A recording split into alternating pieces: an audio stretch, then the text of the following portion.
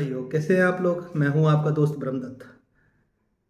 जैसा कि आपने देखा होगा कि बहुत सी महिलाएं हैं पुरुषों को ट्रैप करने के लिए, फंसाने के लिए, अपनी नाक को ऊंचा करने के लिए बदले की भावना में गलत तरीके से मुकदमे पंजीकृत करा देती है।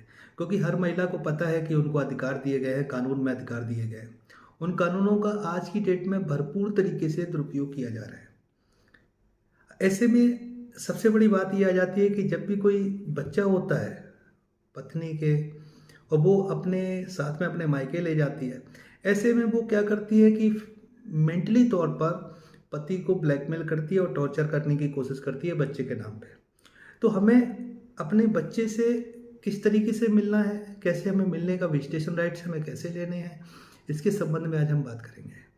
तो चैनल पर अगर आप लोग नए नए आए हैं तो हमारे चैनल को सब्सक्राइब कर लें, शेयर करें, लोगों तक ये जानकारियाँ पहुँचाएँ, ताकि कि जो लोग अपने बच्चों से नहीं मिल पा रहे हैं और उनके मुकदमे कोर्ट में चल रहे हैं, तो बच्चों से कैसे मिल सकते हैं, मिलने का अधिकार कैसे मांग सकते हैं कोर्ट से।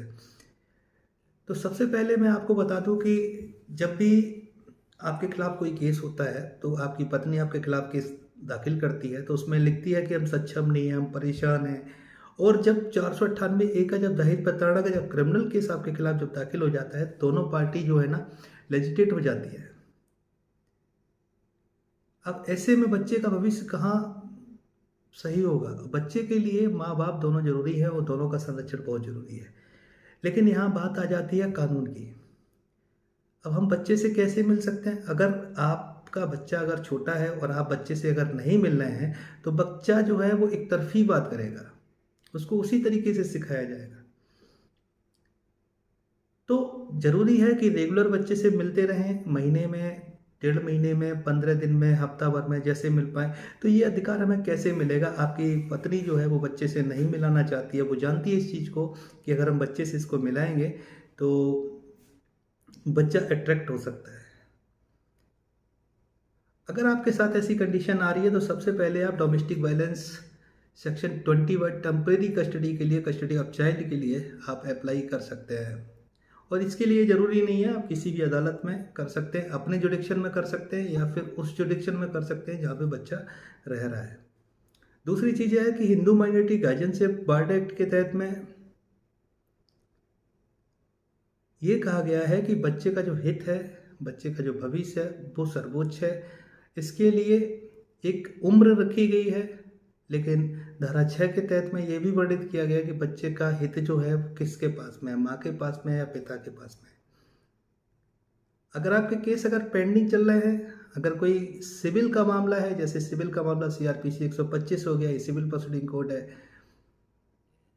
सिविल केस है, और अगर आपका डोमेस्टिक वायलेंस का केस चल रहा है, या फिर आपका गार्जियनशिप बार्ड एक्ट का मुकदमा चल रहा है, या फिर आपका डाइवोर्स का मुकदमा चल रहा है हिंदू मैरिज एक्ट सेक्शन 9 या सेक्शन 13 के तहत में, तो आप सिंपल एक एप्लीकेशन दे सकते हैं।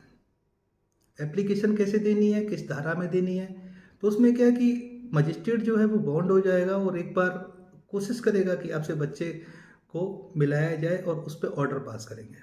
और ये इंटरलोक्यूटरी ऑर्डर होता है, ये कोई परमानेंट ऑर्डर नहीं होता है। आप कभी भी किसी भी स्टेज पे कहीं पे भी एप्लीकेशन मूव कर सकते हैं। उसमें आपको बच्चे से मिलने का अधिकार दिया जाएगा अगर उचित समझा जाता है, अगर हित है तो।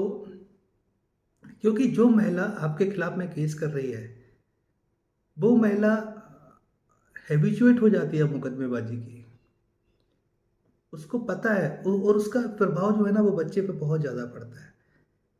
तो इसलिए जब भी आप बच्चे से मिलने का अधिकार मांगे तो एक एप्लीकेशन जरूर मूव करें।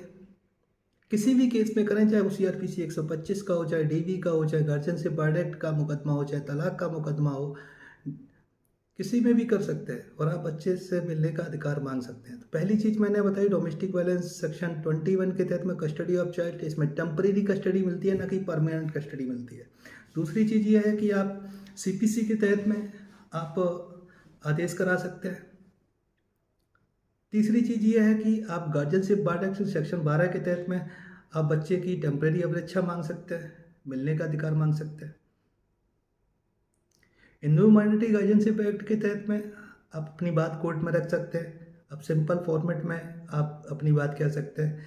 किस तरीके से कहनी है, क्योंकि यहाँ पे मैं इसलिए पूरी बात नहीं खुल के बता पा रहा हूँ क्योंकि कुछ महिलाएं हैं इसका दुरुपयोग कर सकती है, क्योंकि उनके फेवर में बहुत सारे कानून बने हुए हैं। पुरुषों के लिए कुछ अगर तोड़ है तो उन्हीं कानूनों में है, और इसलिए मैं अपने व्यक्तिगत अनुभव के आधार पर आप लोगों के बीच में ये जानकारी साझा करता रहता हूँ। अगर मेरा ये वीडियो अच्छा लगा हो तो आप लोग कमेंट करके बताएं। अगर आप लोग हमसे मिलना चाहते हैं तो आप लोग हमसे आगरा में मिल सकते हैं। हमारा नंबर जो है वो व्हाट्सएप नंबर नीचे डिस्प्ले कर रहा है।